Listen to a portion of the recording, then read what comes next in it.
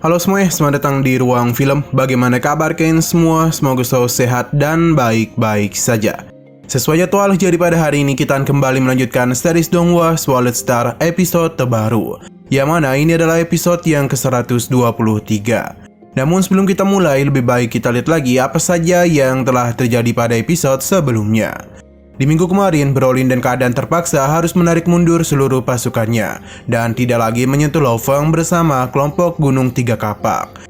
Ini semua bisa terjadi karena kesepakatan yang telah kakeknya lakukan untuk mendapatkan kata sandi pertama. Tidak lama kemudian, Tuan Wu memberikan selamat kepada seluruh petualang yang mampu selamat.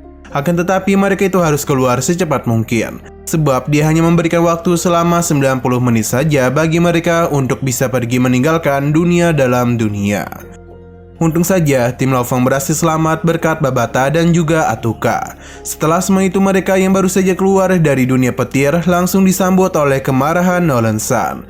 Ia berencana untuk menghabisi Lo Feng. Akan tetapi dia itu terhambat dengan kedatangan dari Mingyu. Ia pun membawa Lo Feng dan timnya untuk segera pergi dari tempat itu. Akan tetapi Nolan San tidak mau melepaskan tim Lo Feng begitu saja. Dia tahu cepat atau lambat Mingyu pasti akan berpisah darinya. Sampai padanya hal yang dinantikan oleh Nolan San pun tiba. Namun semua itu ternyata sudah diketahui oleh Lo Feng. Jadi dia meminta Mingyu untuk menghabisi seluruh pasukan Nolan San. Karena perbedaan kekuatan yang besar di antara mereka membuat pasukan Nolan San dan mudah dia lenyapkan. Nah, sekarang kita akan melanjutkan episode terbarunya. Nolan San sama sekali tidak bisa berkata-kata dan hanya mampu melihat Mingyu melakukan pembantaian kepada seluruh pasukannya. Bahkan saking brutalnya Mingyu dalam melancarkan serangan, Nolan San menjadi sangat ketakutan. Matanya sama sekali tidak bisa berbohong, yang menandakan kalau dia itu sama sekali belum pernah melihat satu orang menghabisi seluruh armada kapalnya dengan sangat mudah. Yang terpukau tidak hanya kita saja, namun tim Lo Feng juga sama terpukaunya dengan kekuatan dari Mingyu. Nolan San mencoba menghubungi bantuan, akan tetapi komunikasinya sudah terputus. Mingyu yang berada di atas pesawat induknya membuat seisi pesawat menjadi panik, karena kehadiran Mingyu membuat pesawat mereka oleng. Tidak mau meninggoy begitu saja, Nolan San terus saja mencari cara agar menghubungi bantuan. Akan tetapi semua usaha yang dia lakukan hanya sia-sia saja, sebab kini Mingyu berdiri tepat di hadapannya. Nolan San mencoba berbicara dan memberitahu kalau ini semua hanyalah sebuah kesalahpahaman saja. Akan tetapi Mingyu tidak peduli. Ia menggunakan kekuatan mentalnya untuk menghentikan laju pesawat mereka dan juga menarik keluar Nolan San dari ruang kendali. Kini Nolan San ada target akhir yang harus Mingyu habisi. Hanya dan satu kali serangan saja, pesawat induk milik Nolan San pun langsung retak.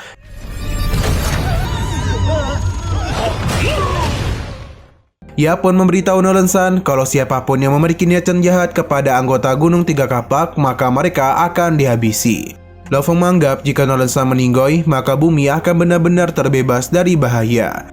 Kini kondisi Nolan San benar-benar sedang di ujung tanduk. Akan tetapi Mingyu mendapatkan panggilan dari Komandan Menara Baihu, yang mana dia meminta Mingyu untuk menghormati keputusan yang dibuat oleh Jiang Tianchen, yakni adalah perjanjian gencatan senjata. Mingyu tahu kalau sebelumnya Nolan San sempat mengirim sinyal bahaya ke Menara Baihu. Akan tetapi Mingyu menjelaskan kalau Nolan San lah yang terlebih dahulu hendak menyerang anggotanya. Komandan itu tidak peduli sebab Nolan San belum menimbulkan kerusakan apapun kepada Lo Feng. Namun Mingyu malah bertindak kejam yang membuat mereka menerima kerugian yang besar. Ia meminta untuk mengakhiri ini semua. Karena jika tidak, Mingyu sama saja dan melanggar perjanjian gencatan senjata. Bahkan dia itu akan berbicara langsung dengan Jiang Tianchen. Mendengar perkataan itu membuat Mingyu harus memikirkan keputusan yang tepat, yang mana pada akhirnya dia pun memilih untuk melepaskan Nolan San. Akan tetapi dia memberikan peringatan kepadanya, jika di masa depan Nolan San masih berani mengganggu kehidupan Lo Feng, maka dia itu tidak akan peduli lagi dengan perjanjian mereka. Dia sendirilah yang akan memutuskan hidup matinya. Peringatan Mingyu tidak membuat Nolan San takut, sebab ada hukum alam semesta yang sama dengan hukum rimba. Jadi Jiang Tianchen sekalipun tidak bisa melarang dirinya untuk melancarkan serangan kepada Lo Feng. Perkataan itu membuat Mingyu kesal dan langsung menggunakan kekuatan mentalnya untuk mementalkan Nolan San. Untuk sementara waktu, kemungkinan besar Nolan San tidak akan menyerang Lo Feng, sebab dia itu sedang mengalami kerugian yang besar.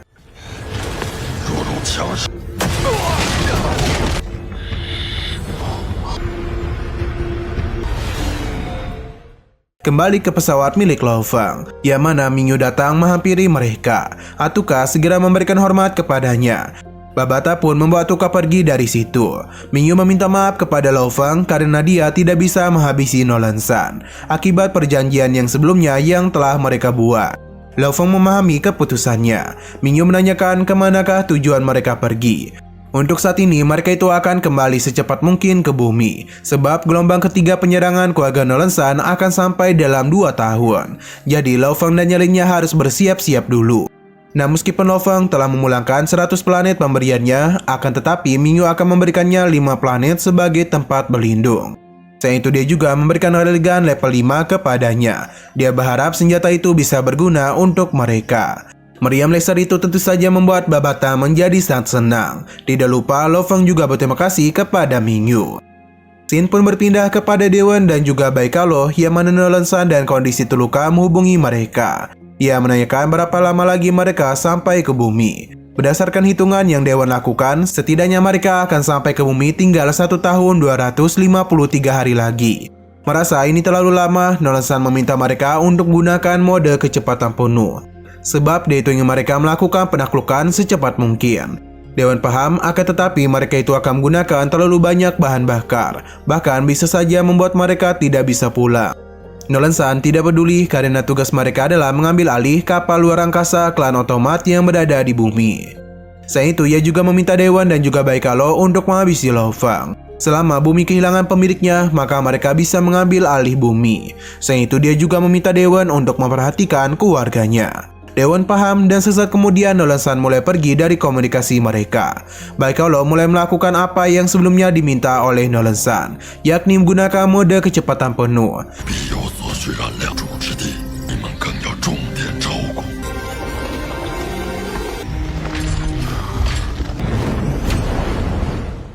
Xinol kembali kepada tim Lo Feng, yang mana saat ini mereka juga sedang melakukan perjalanan pulang.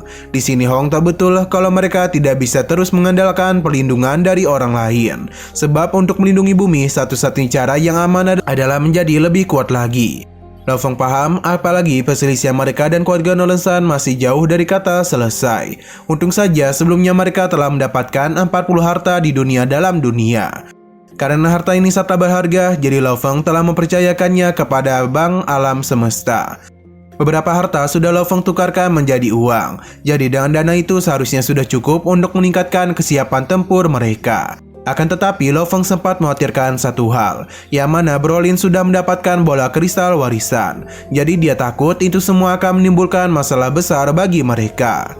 Kita lalu dibawa ke tempat Brolin, yang mana saat ini mereka sedang masuk ke dalam Bank Alam Semesta untuk mengambil bola kristal warisan Tuan Sektor Kabu.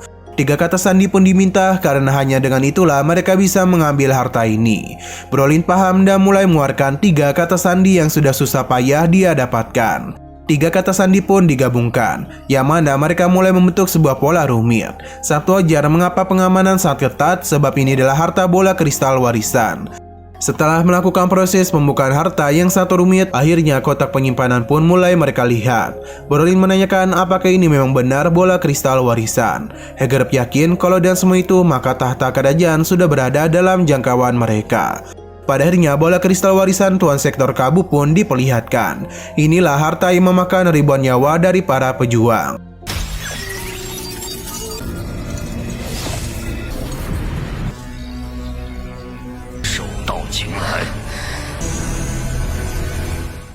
Di tengah kesenangan mereka, kita dibawa kembali ke pesawat milik Lo Feng, yang mana Lei Shen membuka teknik petir yang sebelumnya mereka tukarkan di dunia dalam dunia. Lo Feng dan Hong juga ingin melihat hal itu. Nah, di saat Lei Shen membukanya, terdengarlah gelak tawa dari Tuan Wu, yang mana dia sungguh sangat senang karena akhirnya ia bebas juga. Kedatangan itu tentu saja membuat mereka terkejut. Lo Feng pun menanyakan mengapa dia bisa berada di sini. Tuan Wu penasaran sebenarnya siapakah yang telah mendapatkan teknik rahasia denyut guntur. Ia memberikan tebakan kepada semua orang kecuali Lei Shen. Untung saja tukang memberitahu kalau orang yang membuka teknik rahasianya ada di belakang. Tuan Wu pun mulai melakukan sesuatu kepada Lei Shen, yang mana dia cukup puas kepadanya. Tuan Wu menjadi senang karena akhirnya Tuan Kabu memiliki seorang pewaris. Mendengar semua itu tentu membuat Lei Shen terkejut. Yama ternyata Tuan Kabu telah berjanji kalau siapapun yang berhasil mendapatkan teknik rahasianya, maka orang itu telah ditakdirkan untuk menjadi pewarisnya. Tuan Wu pun akan membuka kunci blok tersembunyi di arcananya. Semua ini berisi teknik rahasia dari Tuan Kabu. Mulai hari ini Lei Shen telah diangkat menjadi murid Tuan Kabu. Sebelum Tuan Wu bisa membawa Lei Shen pergi, Babata sempat menahannya. Yang mana kini kedua AI itu pun saling merebutkan Lei Shen. Alhasil ini semua pun tentu membuat badannya sakit. Hong, Lao Feng dan juga Atuka hanya bisa melihat hal itu saja. Babata memberitahu kalau Lei Shen adalah murid dari sekte Meteoroid. Jadi dia itu tidak boleh merebutnya. Tuan Wu yang melihat Babata seketika saja menjadi terpesona karena Babata benar-benar adalah tipe idealnya. Selain itu dia jauh lebih canggih dibandingkan dengan dirinya. Babata pun memperkenalkan dirinya dan tidak akan membiarkan Lei Shen diambil oleh Tuan Wu. Tuan Wu yang tidak mau membuat keributan mengakui kalau Babata memang lebih canggih dibandingkan dirinya. Akan tetapi dia itu memiliki basis pengetahuan yang jauh lebih luas daripada Babata. Jadi dia itu akan membagikan hal ini kepadanya. Pada semua itu Babata pun menjadi sangat bersemangat. Ia langsung menancapkan ekornya ke inti milik Tuan Wu. Semua informasi dan juga pengetahuan pun telah masuk ke dalam otak Babata. Ini seketika saja membuat dia menjadi sangat senang. Alasan Tuan Wu melakukan hal itu agar Babata mau memberikan Lei Shen kepadanya. Alhasil Babata setuju, dia juga cukup berbangga diri sebab murid dari sekte meteoritnya mendapatkan warisan dari Tuan Sektor Kabu. Selain itu, kehadiran Tuan Wu sebagai guru untuk Lei Shen merupakan hal yang sangat bagus.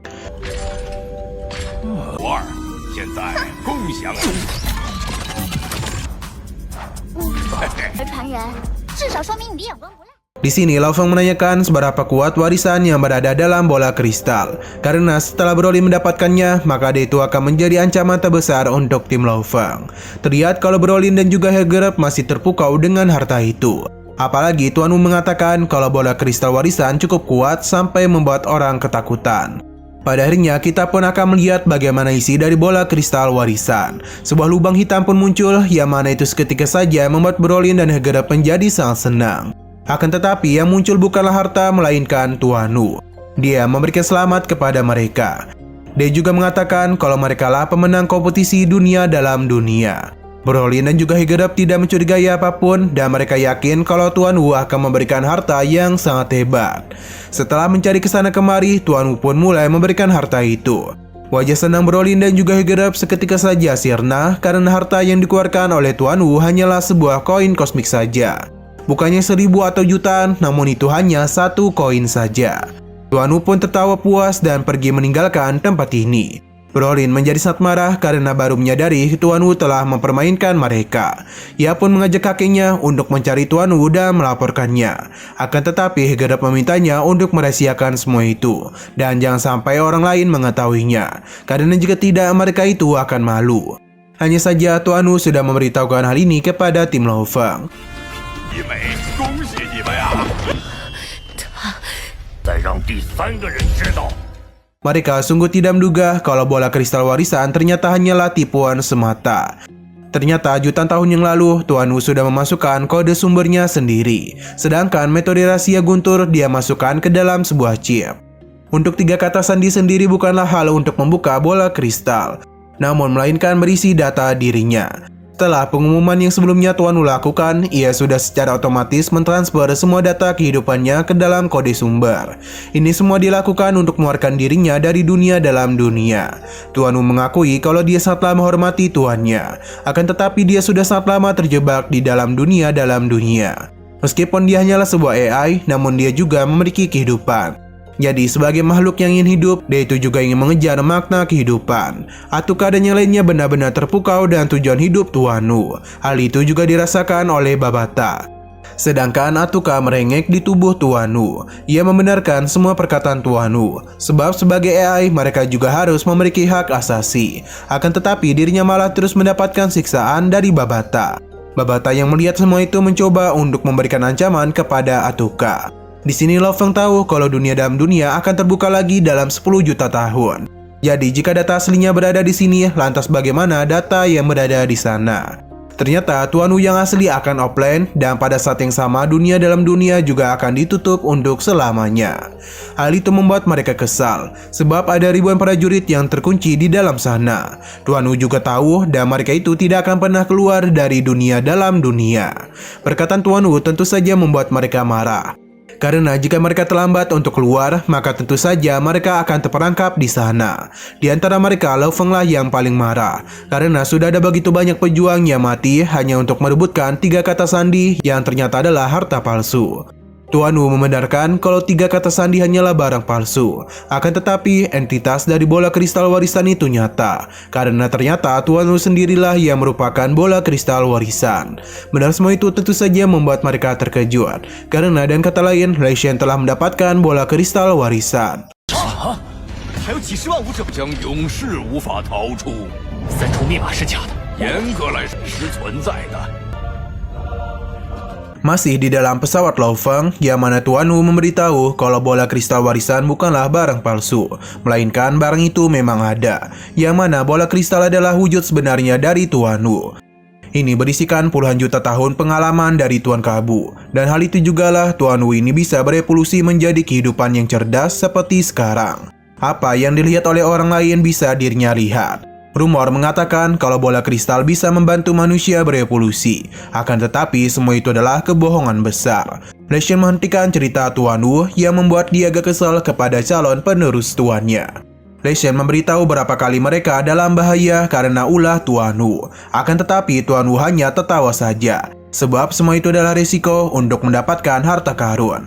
Ini tentu sulit untuk mereka terima karena ada begitu banyak rekan yang telah meninggoy. Itu semua terjadi karena aturan yang telah Tuan Wu tetapkan di dunia dalam dunia. Tuan Wu sama sekali tidak peduli, karena sudah wajar kalau orang yang kuatlah yang membuat peraturan. Jadi orang-orang lemah tidak bisa berbuat apapun selain terus berjuang. Tuan Wu secara terang-terangan menyaksikan semua orang mati di hadapannya. Di saat Lei Shen kesal, Lao Feng dan Hong maju dan tidak akan membiarkannya untuk mengambil apa yang tidak dia mau. Begitu juga dengan Babata yang akan melindunginya dari Tuan Wu. Lei Shen menghargai teman-temannya, akan tetapi dia itu teringat kalau saat ini bumi sedang dalam ancaman keluarga Nolonsat. Lei Shen memang tidak tertarik dengan metode pemberian Tuan Wu, akan tetapi sekarang mereka memiliki rumah yang harus dilindungi. Jadi dengan keadaan terpaksa, Lei Shen akan menerima warisan Tuan Kabu. Tuan Wu menjadi senang, tapi Lao Feng langsung meminta Babata untuk melakukan sesuatu kepadanya. Yang mana dia pun akan melakukan pemeriksaan dulu kepada Tuan Wu, sebab dia takut nanti dirinya itu akan berbahaya untuk mereka. Tuan Wu pun dinonaktifkan dan langsung menimpa Atuka. Babata pun segera membawa mereka untuk dibersihkan. 还有我恶魔巴巴塔 但现在我们有要巴巴塔， 神，所以我 Lao Feng tidak mempermasalahkan keputusan dari Lei Shen, karena ini semua demi meningkatkan pelindungan kepada bumi. Hong meminta untuk tidak puas dulu sebab musuh mereka berada di level alam semesta. Sedangkan mereka ini hanya berada di level bintang. Di tengah pembicaraan itu, Agu memberitahu kalau dirinya ingin melakukan sesuatu dulu. Jadi dia ini harus pergi untuk sementara waktu. Lao Feng mengizinkannya pergi dan meminta Agu untuk selalu berhati-hati. Setelah semua itu, kita pun dibawa ke planet Bailan Star. Di sana, Lao Feng dan Yelinnya sedang menunggu sesuatu. Sampai padarnya, pesawat luar angkasa pun tiba. Yang mana itu berasal dari Universe Galaxy Bank. Tujuan mereka kemari untuk mengurus barang-barang yang ingin dijual oleh Lao Feng. Di sini Lao Feng memberikan cincin penyimpanan yang sudah dirinya siapkan. Petugas itu memberitahu kalau setelah melakukan penjualan, seluruh uang yang terkumpul akan langsung mereka transfer ke rekening Lao Feng. Lao Feng tidak mempermasalahkan hal itu dan menyetujui penjualan yang dirinya lakukan. Petugas ini meminta Lao Feng untuk tidak khawatir, sebab harta-harta yang dia jual akan mereka kawal dengan pesawat khusus pengawal kelas 1. Setelah semua urusannya selesai, petugas itu pun pergi dari hadapan Lao Feng dan meninggalkan planet Bailan Star. Untuk Lao Feng dan yang lainnya masih berada di sini, karena harus memberikan penghormatan terakhir kepada rekan-rekan mereka yang telah gugur. Gaia dan Hawk pun dikuburkan di planet ini, supaya Lao Feng dan yang lainnya bisa terus mengunjungi makam mereka. Di sini mereka pun mengingat seluruh pertemuan dan juga kebersamaan mereka dengan Gaia dan Hawk. Meskipun baru menjadi teman, akan tetapi mereka ini sangatlah berjasa dalam petualangan Lao Feng. Akan tetapi mereka tidak bisa terus menemani Lo Feng karena takdir telah berkata lain. Hawk dan Gaia pun harus menghembuskan napas terakhirnya di hadapan mereka. Sebenarnya Lo Feng dan yang lainnya sangat menyesal karena tidak mampu melindungi teman-teman seperjuangan mereka. Lo Feng berharap Gaia dan Hawk bisa beristirahat dengan tenang di dalam sana. Selain itu, di planet ini sangat damai dan tidak ada satupun suara pertarungan.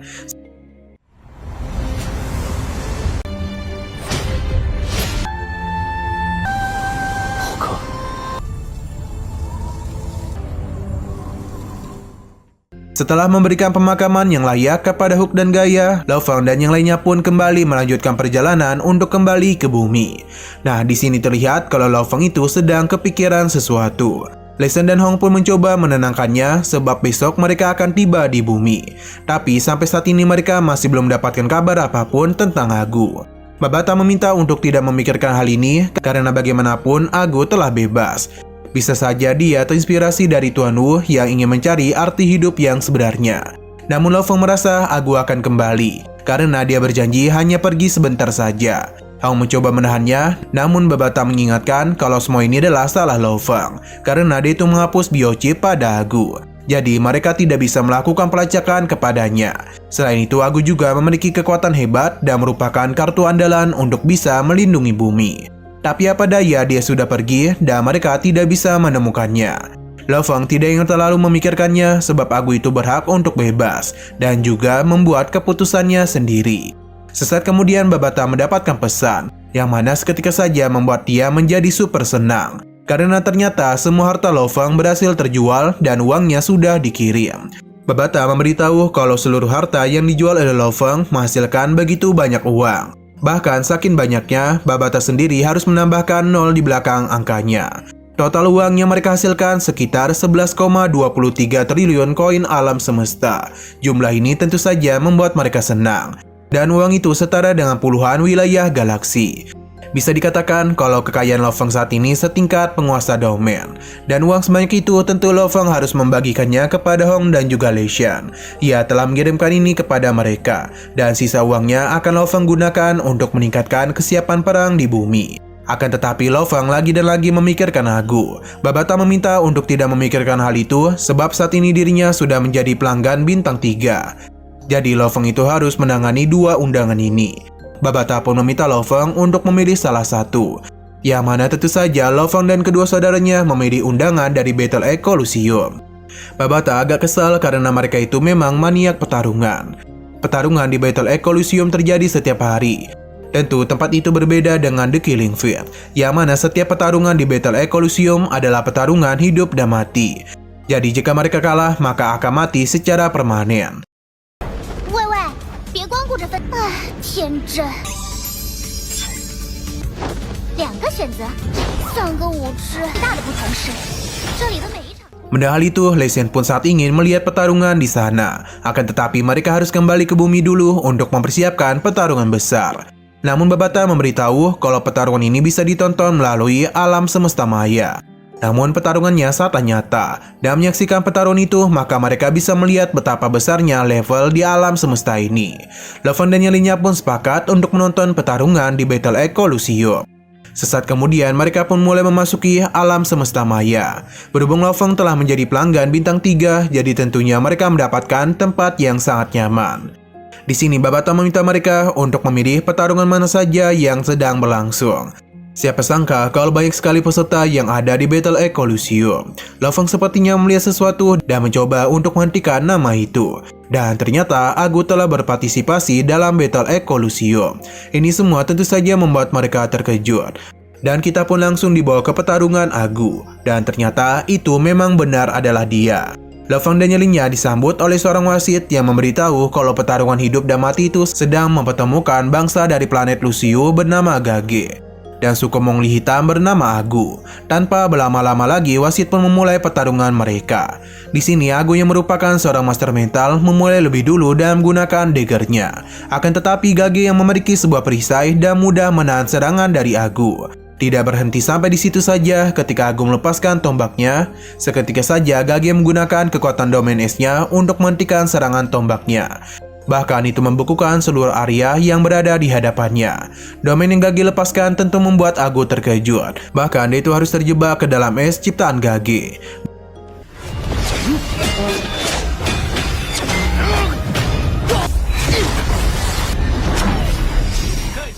Dia memberikan pujian kepada Agu karena merupakan lawan yang sangat menarik. Akan tetapi ini adalah Battle Ecolusium, jadi apapun bisa terjadi. Di saat Gage menghabisi Agu, sehari juga Agu mulai melakukan penerobosan, yang mana secara mengejutkan dia pun berhasil naik ke level pertama alam semesta. Penerobosan yang secara tiba-tiba dilakukan oleh Agu membuat perbedaan kekuatan langsung jomplang. Alasan Agu melakukan semua ini adalah untuk mendorong batasan pada dirinya. Selain itu, dia melakukan hal ini karena Lo Feng membutuhkan kekuatan level alam semesta. Gage sama sekali tidak takut kepada perkembangan Agu. Ia pun mulai melancarkan serangan kepadanya dan memulai kembali pertarungan mereka. Dalam pertarungan itu terlihat jelas Agu dah mudah menghindari semua serangannya. Ia mengakui Gage kuat, namun sayangnya pertarungan ini hanya mencari satu pemenang saja. Jadi dia pun langsung melancarkan serangan yang tidak mampu ditahan oleh Gage dan langsung menghabisinya. Melihat apa yang terjadi tentu membuat Lo Feng dan nyarinya senang. Di sini Agu memberikan penghormatan terakhir kepada Gage. Wasit pun mengumumkan kemenangan Agu dan juga keberhasilan dirinya yang telah mencapai level alam semesta.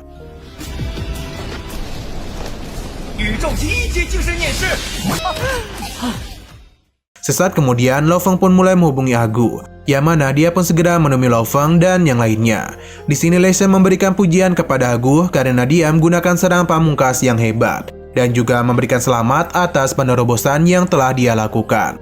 Babata mengajarkan hal ini karena di saat level bintang tingkat 9 berada di titik kritis, maka akan ada tekanan tinggi untuk mempercepat terobosan. Namun jika dia gagal, maka tentu risikonya adalah kematian. Hao membenarkan hal itu karena pertarungan di Battle Ecolusium adalah pertarungan hidup dan mati. Lo Feng berterima kasih banyak atas perjuangan dari Agu. Seketika saja, Agu pun mulai teringat ketika pertama kali Lo Feng menganggap mereka bukan sebagai budak, melainkan sebagai rekan. Selain itu, Lo Feng juga tuan yang sangat baik kepadanya. Karena di saat dirinya terluka, Lo Feng itu tidak ragu-ragu menggunakan hartanya hanya untuk menyelamatkan nyawanya. Agu memberitahu kalau ia hanya bertarung satu kali saja agar bisa melindungi rumah tuannya. Namun Lo Feng memberitahu kalau bumi juga adalah rumah untuk Agu. Seketika saja itu membuat Agu begitu terharu karena mendapatkan teman-teman yang sangat baik kepadanya. Sinula berpindah ke bumi, yang mana Sushin sudah menunggu kepulangan suaminya. Tidak lama kemudian, Lo Feng akhirnya tiba. Dia, Hong dan juga Lei Shen sudah membuat janji untuk berkumpul dengan keluarga masing-masing. Tidak lama kemudian, Agu juga menyusul. Dan tentu saja, kedua anak Lo Feng segera mengerumuninya.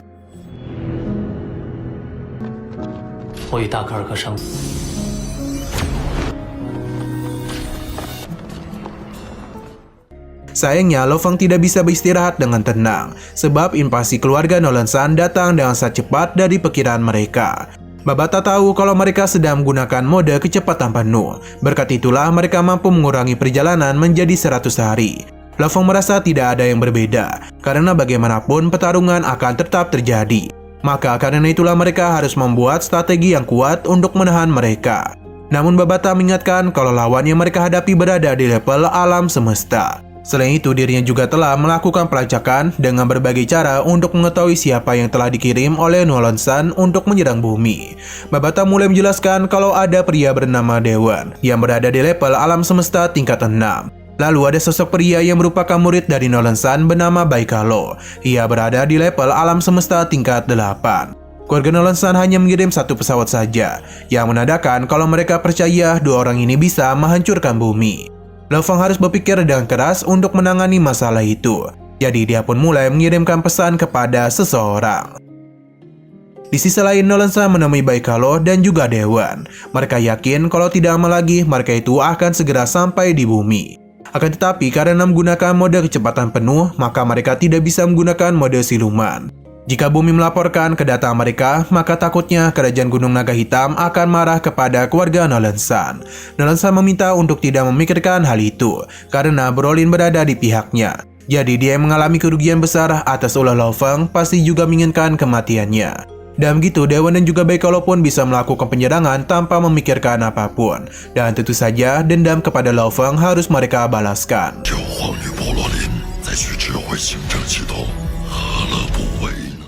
Nah, sayang sekali lagi seru-serunya episodenya pun harus bersambung dulu.